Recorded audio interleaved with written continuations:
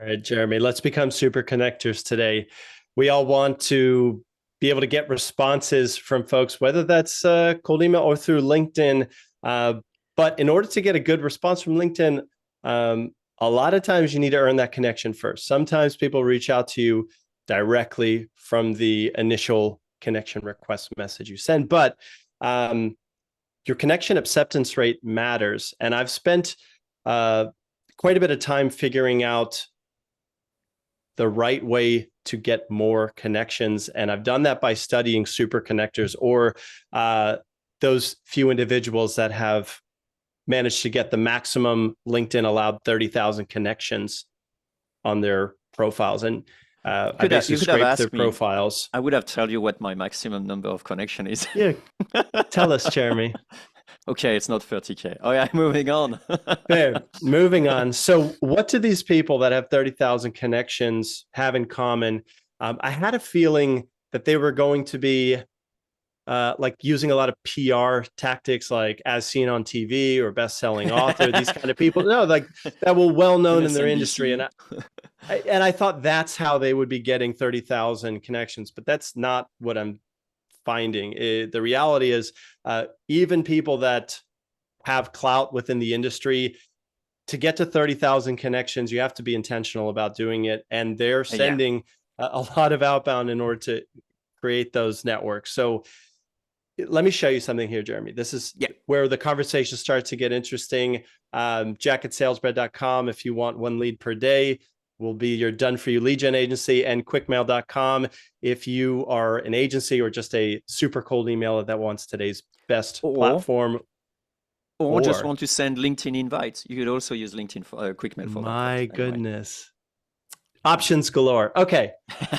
we digress. So let's analyze some of these LinkedIn connection requests that I'm getting right now. So what do we have here? We have some name. By default, you're following the person that you send the connection request to. Okay, it tells us that. Right. We, of course, have either a blank connection request, which might be a better idea these days, but that's for another cast. We have a message, but then also look here. On every invite, we have right above the shared connections, we have the headline, which is different than your job title, Jeremy. The difference is your job title, you can have several of them, but you only get one headline. And it can be something like best-selling author or three-time dad or actually your job title, right? But the reality is it matters. And also, do you see the ellipses? You don't get an infinite number of characters. You get 71 characters. So it does make a difference what it says. It's an opportunity to establish credibility with the strangers. Let's face it, the strangers that you're sending these to, pretty much. Yeah. What's the character count on a tweet? I don't know. I think they increased it. I think it's especially relevant, at least for me, when there is no text actually. When it's just like because like this guy, right? Yeah. Exactly. And if those guys are saying something like, hey, I help B2B SaaS business doing X and Y, and I don't need X and Y, I'm just not accepting the invite, like on a personal level. So it is a massive, influence. It makes a difference. It makes definitely a decision maker, right? Yeah. And let's put 10 minutes on the clock here, because we will ramble. But my guess, Jeremy, setting out and basically like the method of this research was I grabbed 2,000 profiles that had 30,000 connections. I visited each profile, I scraped them essentially and verified that they did have 30,000 connections. Some of them did not. And then those that had 30,000 connections, I collected their headline, put it in a spreadsheet. And then in the spreadsheet, this was the pain in the ass part, was I didn't just want the length, or I didn't want the word cloud, which I have here, which is kind of fun. But but I wanted, like, what did they actually use to get this connection? Was it social proof?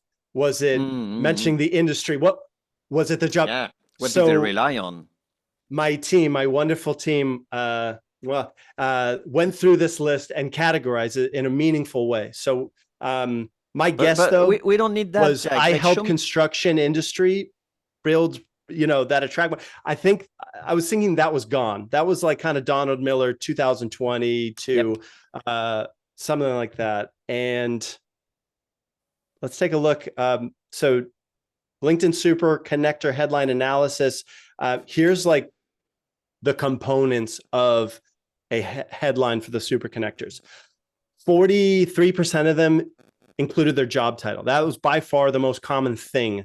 Sometimes it was just CEO at, that's it.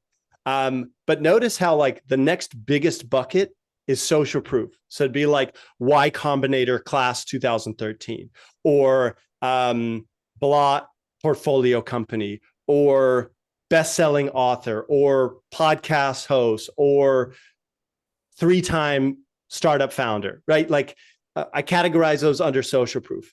But then this is crazy to me. 17% of the super connectors threw in a product description. So it'd be like AI for healthcare. So we'll get to like specific examples, but it tells me that don't shy away from telling people what you do if it's novel. Right. Like if it's like, oh, wow, you probably want 3 words about it. Notice it's not a pitch, but it's AI for healthcare. Oh, right. Wow, maybe this is relevant. So for your case, I'm trying to think you had a good example of like helping SaaS companies, blah, like if they would have just said something else, can you think of like an interesting 3-word? Like, well, it depends, of course. I think it's a little bit like cold outreach, right? There's a timing element. If, for example, I'm looking for, upping my SEO and the guy's like having like SEO for B2B SaaS, I'm like, perfect. Maybe I won't, That's a great example. And like, we should acknowledge how simple that was. SEO for B2B SaaS. You're not trying to say #1 SEO agency for that is not what I found on the analysis. Okay. But sometimes it is smart to call out, hey, we're not for everybody. This is our So and if you're targeting LinkedIn prospect, are effectively, part of your targeted list of people who would be interested in that specific thing, like, healthcare, expert or whatever, and then you say like AI for expert, like a bit of like thought leadership in a sense, like we're one step ahead, then I think it makes sense. Like you're linking, your target audience with what they want to hear or where they want to be. So I think it's smart. Yeah. So then there's a couple like notable, let's say second class attributes you can include. They're not used as much. I'm going to say industry. 12% of super connectors threw in like the industry they were in, like banking, finance, like those keywords, like this guy, co-founder, some company, AI, business intelligence consulting. Like, okay, so they're in like artificial intelligence. Stats. This was a surprise for me. Very few folks included like numbers like sold 1 million units during, of COVID supplies, or, fundraised over $500 million. Jack, people aren't really doing that. How would that actually be categorized when it's like something like, someone who helped, B2B SaaS, and then like something like, 3x your revenue with me or something like that? So some people have multiple, and let's go to the next slide. So basically like tagline, almost never used, and personality, this is like 3x dad or like black belt. So it's rare. I don't think it's a good idea. So, whatever. So this is your question, Jeremy. So some folks were just job title, and that was 36%. Just a job title. I'm a super connector. Okay. The next most popular combination was job title and social proof. And this, like, just calling it out, this is my recommendation now, my new recommendation for how to make a good headline.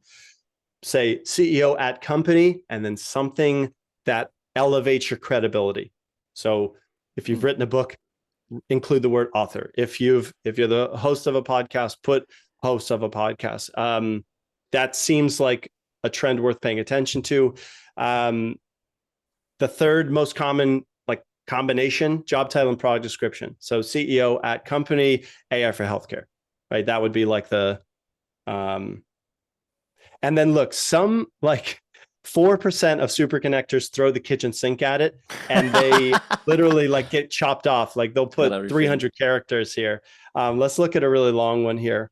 So industry job title, product description, and social proof. Ready for this mouthful? Yeah. Senior technology executive, artificial intelligence, patent holder, social proof, data-driven solutions and strategy for healthcare, product description, right? And while we're here, Jeremy, I have a question for you. Put you on the spot. Sure. Pipes or commas? How do you separate the items in your headline? What's the most common? Use pipe personally. I think a pipe works better in the eyes for separating things. You would be in the majority. So 54% of super connectors a comma separated line, type of thing, like a CSV title. Yeah, I'm with you. But 54% of super connectors are using pipes. So nice. The answer is there, just use pipes. Yes. And so let's see if we could revamp a headline, Jeremy. Like, do you have a problem with job title social proof as like the recommended framework for a headline? I do like it, actually. I do like it. I always find it a little bit cheesy, but that's just me, right? I'm European, so I get less influenced by those things. I presume more sarcastic or less cynical, type of European. Classic. So I can't tell what the recommendation is from you. So are you saying this is a good idea? I'm saying like job title plus social proof, I think is a good idea, right? I think it does make sense. I just say like, be wary of your social proof, right? That's all. Okay, that's fair. So compare this with another interesting for example, one. I think people pay for the Forbes 30 under 30, or it's all about like connection and who you know and so on. So I don't know. To me, it's more like vanity stuff. So there's a difference between like a real, proper social proof and vanity, but that's a different topic. So right? Yeah, I think you're describing like what should you infer from social proof? Correct. And we're talking about what works with social proof, right? Correct. So what about this second one? And I'm going to consider this option 2. If you do not happen to have some social proof you can hang your hat on today, don't panic. Just do job title separated by a pipe and product description like this: CEO and co-founder at ViewMind, pipe, precision cognitive biomarkers. Yeah. Thoughts? I like this one. I like this one personally. But maybe, like I mentioned about the social proof, for me, it's a bit like using humor. It could actually backfire. One thing I wanted to quickly touch on, and I know we only have 1 minute, but could that also be that a lot of those super connectors are known outside of LinkedIn? Like, for example, if Mark Cuban, reach out to people, like everyone knows Mark Cuban. It doesn't matter what his job title is. You see what I mean? Could that be a part? I mentioned in the very beginning, Jeremy, I did not see that these were like household names that I went through. I didn't recognize a single. Now, I'm not saying I know everybody who's anybody, and yet Mark Cuban was not on the list, and okay. I get it. So if you're Mark Cuban, consider yourself the top 1% of all super connectors. Most super connectors don't have the Mark Cuban name, which is good for us. Sure. Yeah. Okay, so with 30 seconds left, I just gave you a preview, but what's the most common word in the headline? Founder or CEO? One of those. CEO is the most common. This is interesting. We have CEO number 1, followed by founder. Co-founder as well. That's pretty big. And then marketing. Marketing is the third. Kind of makes sense because marketers should be good at, promoting themselves. I guess that depends on the type of people, right? No one hears the music. It's only us, Jack. Is that right? I think so. Okay, if you're listening and you're wondering why we just took a pause break, it's because the playout music on Zoom that Jeremy set up just played me out of here. All right, I'll wrap with this. Interestingly, host is, I would say, advisor and host are the two quasi-social proof words that are mentioned. So I would thought speaker was higher. So me too. Author's not even in the top 10, by the way, but not everyone is a author as well. So I guess. Fair point. Okay, so I do have one question for you, Jack. we're out of time, unfortunately. Play them up. Indulge me, indulge me. Did you change your headline after that research? You know, my headline works even after this analysis. It says founder, podcast host, and B2B matchmaker. B2B matchmaker in my case is the product description, if you will. Like it's just, nice. It's a cheeky way to describe it. If I was going to change something, it would be that B2B matchmaker, maybe more plain English, or I'll just delete it. In fact, if I had to do a rerun, I would do, just because titles don't matter at SalesBread, I can make up whatever I want. I'd probably do CEO at SalesBread. I should check if that's what it is. I can't remember. It doesn't matter. CEO at SalesBread. And then I would say something like podcast host on B2B lead gen. Ooh, I like that. Might leave it there. Because then in this case, you actually kind of infer that you're the expert on that because you have a podcast on this topic instead of just saying like, hey, I speak, or hey, so that would work, but I would then have to do CEO at SalesBread pipe. So that is one position. Podcast host on B2B lead gen. Yeah, that would actually be pretty darn good. And I hope, since it was able to help me improve my headline, Jeremy, do you have a headline you want to share? What would you do? You know, I suck at sales and marketing, but I definitely now going to have a quick look at it and see if I can just improve it. But thank you for the episode, Jack. That was really enlightening. Yeah, you're very welcome. Check out salesbread.com if you're looking for a partner to help you with lead generation that believes in ultra personalized approach to list building and just plain old outreach. And check out quickmail.com if you want the platform for cold email that the pros are using.